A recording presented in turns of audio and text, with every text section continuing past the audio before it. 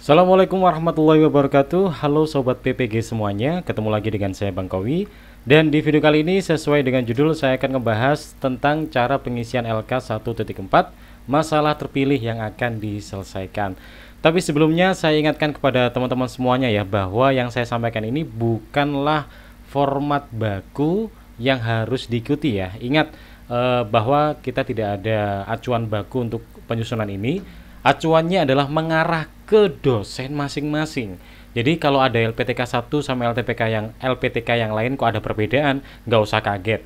Kalau ada dosen satu dan dosen yang lain juga ada perbedaan, nggak usah bingung, diikuti aja ya.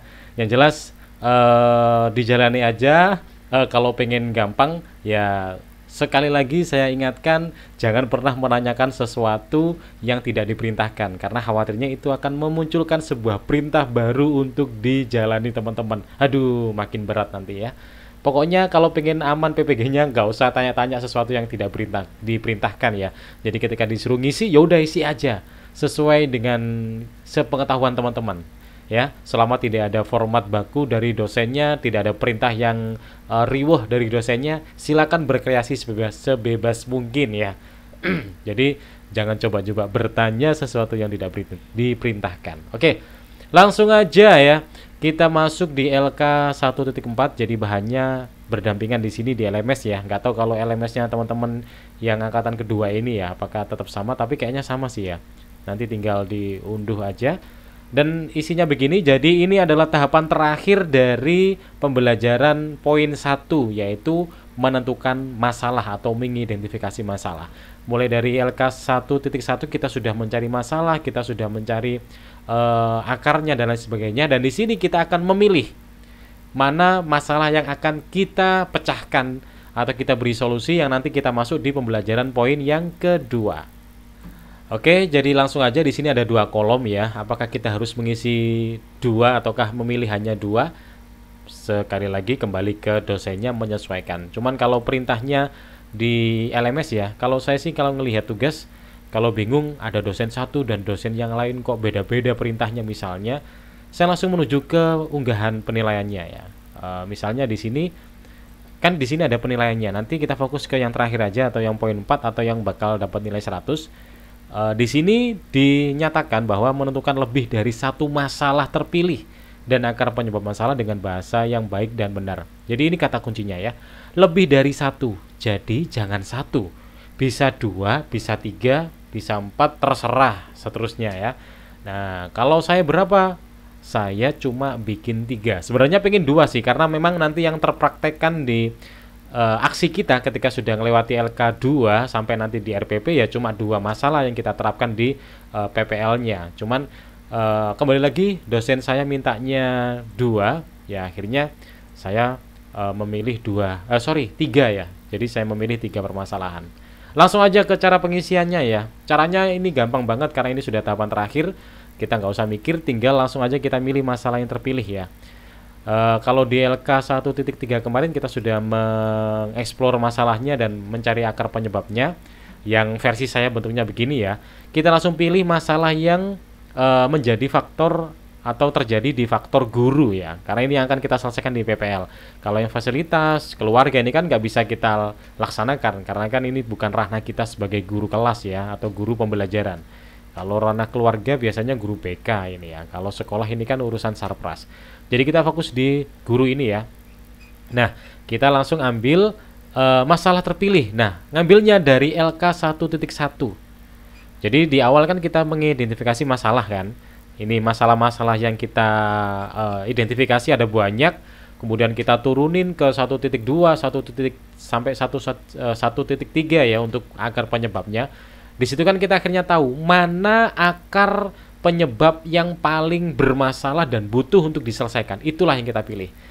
Jadi dasar pemilihannya ini adalah dasarnya ya itu tadi, berdasarkan beberapa turunan dari 1.2 sampai 1.3 yang secara akar penyebab masalah itu yang paling bermasalah dan harus kita selesaikan. Nah, kalau di saya ini masalah yang terpilih saya ada 3. 1, kurangnya minat baca siswa dalam pembelajaran, mengidentifikasi unsur. Jadi jangan lupa di sini selain ada masalah juga ada di pembelajaran yang apa, di KD yang apa, begitu ya. Jadi harus yang lebih rinci atau terfokus ya. Yang kedua ini berhubungan dengan praktik berbicara dalam materi pidato, dan yang terakhir praktik menulis dalam materi pidato persuasif. Ketika sudah kita turunkan di sini untuk 3 masalahnya ya, ini saya 3 ya. Sekali lagi di sini di ketentuan penilaiannya di sini harus lebih dari 1. Jadi terserah 2 boleh, 3 boleh, menyesuaikan dosennya. Kalau di saya dosennya minta 3, jadi saya tulis 3. Kemudian akar penyebab masalahnya kita nggak usah mikir lagi, kita ambil aja di LK 1.3 ya. Kita ambil dari sini. Nah, ini kan kita sudah menentukan ya. Nah, ini kita tinggal ambil aja. Misalnya ini tentang kurangnya kemampuan dalam praktik berbicara materi pidato. Saya ambil dari sini aja, saya turunkan ke sini ke LK 1.4 ya. Nah, tinggal ditaruh di sini aja. Cuman ketika sesi diskusi dengan dosen akhirnya disuruh memberikan beberapa tambahan uraian kalimat begitu. Ya, kita sesuaikan aja lah ya. Kita turunkan di sini dan selesai. Kita kumpulin aja. Tinggal dinilai dan nilainya kalau sudah sesuai ketentuan dengan aspek ini pasti 100, nggak mungkin enggak lah ya. Jadi itulah cara penyusunan LK 1.4 masalah yang terpilih. Dan jangan lupa masalah ini adalah masalah yang paling butuh kita selesaikan berdasarkan akar penyebab masalah yang masalahnya sangat rumit ya. Nantinya di LK 2.1 nah, nanti teman-teman masuk nih ke tahapan selanjutnya ya.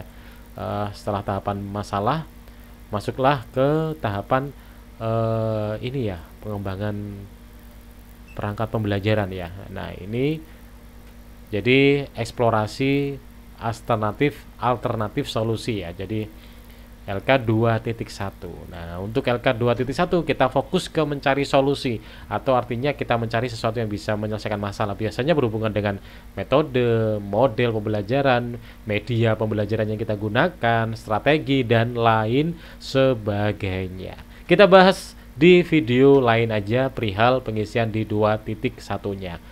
Dan inilah pembahasan saya terkait cara pengisian LK 1.4 masalah terpilih yang akan diselesaikan. Kalau mau filenya silahkan download aja di deskripsi.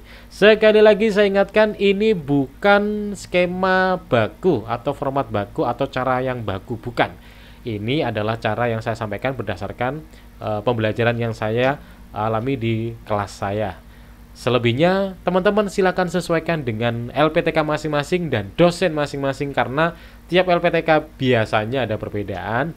Dan bahkan satu kelas saja ketika kita menerima dosen yang berbeda, caranya juga berbeda, persepsinya juga berbeda. Nggak usah bingung, tetap diterima aja. Yang jelas kalau ingin gampang, jangan banyak bertanya sesuatu yang tidak diperintahkan ya.